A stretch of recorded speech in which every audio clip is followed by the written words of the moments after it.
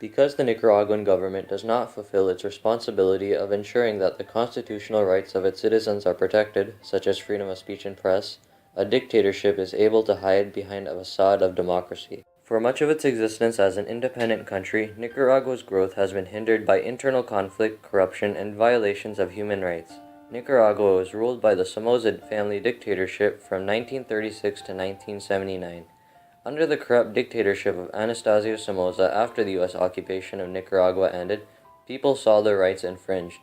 Those who spoke against the authoritarian ruler were especially brutalized. A socialist group called the Sandinista National Liberation Front, known as the FSLN for short, sparked an uprising and overthrew the Somoza dictatorship in the Nicaraguan Revolution of 1979. When the new government, led by Daniel Ortega, began supporting both socialism and international terrorists, Ronald Reagan condemned the Sandinistas and refused to send them aid. Their close ties with the communist countries of Cuba and the Soviet Union further strained relations between the United States and Nicaragua. As a result, the CIA trained and supplied a rebel group called the Contras, who were fighting against the Sandinistas. The Contra War, as known, was characterized by the atrocities both sides committed against civilians and prisoners. In 1988, after 8 years of fighting, torture, kidnappings, and executions, the Sandinistas and the Contras reached a ceasefire. The Sandinistas remained the dominant political party after the war, with Daniel Ortega as president until he was defeated in the election of 1990. After losing the next two elections, they succeeded in restoring Daniel Ortega as president of Nicaragua in 2006, and he currently remains in power.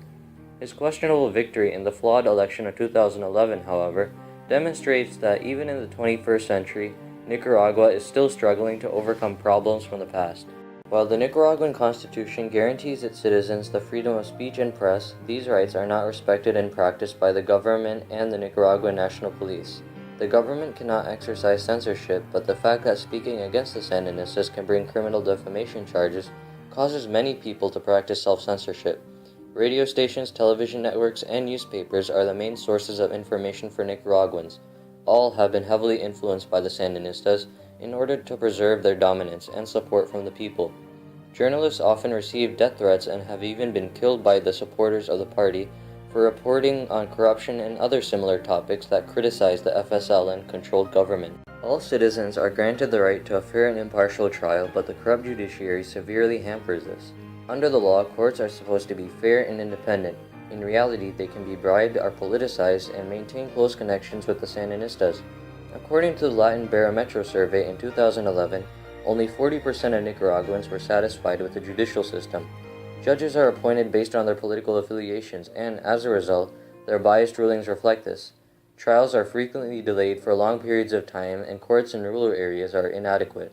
The mediocrity of the judicial system was shown in 2011 during the trial of Jason Purical, an American arrested under the notion that he was involved in the drug trade. Even after multiple searches of his home in Nicaragua by the police, no evidence was found. His own mother was prevented from testifying for him. Although irrefutable evidence was never produced, Purical received a 22-year sentence from a judge, whose lawyers claimed to be an unlicensed attorney. Inhumane treatment and torture by the government, especially the police, plagues Nicaragua. In 2002, the Nicaraguan Center for Human Rights received 293 cases of inhumane treatment by the police, yet only 72 police officers lost their jobs, with many facing short suspensions and no punishment at all. Officers are known for using excessive force and unwarranted arrests. Because President Daniel Ortega controls the police, they sympathize Sandinista supporters over opponents. Since police officers also have no fear of higher authority, they are corrupt and readily accept bribes. Although Nicaragua has all the institutions it needs to protect human rights, they are ineffective due to corruption. With few to challenge the amount of control President Daniel Ortega and the Sandinistas have over the country, one could say that Nicaragua is already under a dictatorship. Because the Nicaraguan government does not fulfill its responsibility of ensuring that the constitutional rights of its citizens are protected, such as freedom of speech and press, an authoritarian rule is able to hide behind a facade of democracy. According to John Locke, the father of classical liberalism, a government that functions as a democracy is bound to a social contract with its citizens. In exchange for the consent to rule, they promise to govern by the will of the people and ensure that their natural rights of life, liberty, and property are protected. Because Nicaragua is a democratic country, it is the government's responsibility to uphold this social contract. This responsibility is also bestowed upon them by their constitution and international agreements. However, even with such measures in place, the Nicaraguan government fails to fulfill its duty of protecting its citizens and serving justice to those who violate human rights. The suppression of liberties makes it difficult for Nicaraguans to voice their opinions against the Sandinista-controlled government. This is because there is a constant fear of persecution and retaliation by the president's supporters. As a result, the government runs with the consent of only part of the population instead of the whole. By not protecting the right of the Nicaraguan people to publicly oppose the government, President Ortega is ensuring that only his supporters can be heard. The National Assembly, which is Nicaragua's legislative body, is dominated by a supermajority of Sandinista supporters. 63 out of the 92 representatives pledge allegiance to Ortega. Political minorities are powerless. Whether the people who support him do so out of pride or from fear, they give President Ortega almost total control of the government. While the Nicaraguan government recognizes itself as a democracy, Ortega's actions in office have moved him closer to a dictator than a president. He has illegally replaced mayors elected by the people with his supporters and has been accused of rigging elections, to name a few. Ortega takes advantage of his enormous public support, corruption in the government, and the partisan nature of the Supreme Court to push the agenda forward. Previously, running for more than 2 terms as president was unconstitutional. However, on January 29, 2014, the Nicaraguan Constitution was amended to remove these limits. Now Ortega can and will run for a 3rd term in the upcoming election of 2016. Critics of this move say it was designed to keep the Sandinista leader in power for life. It was already difficult for the Nicaraguan people to exercise their right to change the government.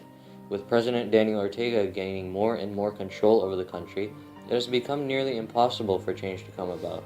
A mass struggle like the Nicaraguan Revolution that freed the country from the Somoza dictatorship in 1979 may eventually be the only way to remove Ortega from power.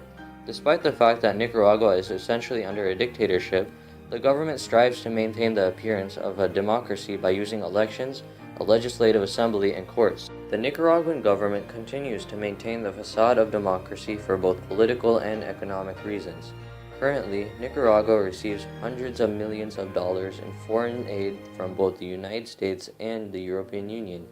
If Nicaragua were to commit to a full-fledged dictatorship, the US and the EU would terminate their support. In fact, $190 million in aid was suspended due to Nicaragua's weakening democracy and ignored human rights situation. Nicaragua is already one of the poorest countries in Latin America. Losing foreign aid would devastate the country.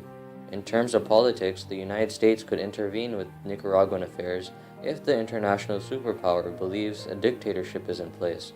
In this interview, Ortega explains how the United States is still the imperialistic aggressor it was years ago. The only thing we see is that the US hasn't changed in its essence. The world is changing, the US isn't. This isn't a problem just for Latin America, but rather for the entire world. This country has military and economic power, and at the same time, it's not changing its expansionary and imperialistic policy. Do you mean that so far change has happened only in words, not in deeds? That's right. They carry on the same policy as always. They've been acting just like in the past. Their policy is of unwelcome intervention, of coups and threats. Its so-called policy of carrots and sticks. The United States has a history of interfering in countries where democracy is threatened. Nicaragua was no exception. During the Contra War in the 1980s, the United States supported the overthrow of Nicaragua's government because it leaned towards socialism. In addition, the Monroe Doctrine was used to justify their intervention in Latin American countries. By maintaining the appearance that they are a democratic country, following the same principles as the United States, there will be no reason for the U.S. to intervene as it had in the past. The mark of an effective democratic government is one that can protect the rights of its citizens, not infringe them. President Daniel Ortega and the Sandinistas are perfectly comfortable ignoring the rule of law in order to preserve their control. Dictators that do not come by force come by finesse. That is just what Ortega is doing, gradually siphoning power from the people to himself. The situation in Nicaragua is largely ignored by the international community. If the world continues to turn a blind eye to this seemingly democratic country, Nicaragua will be plunged into the tyranny not of Ortega the president, but of Ortega the dictator.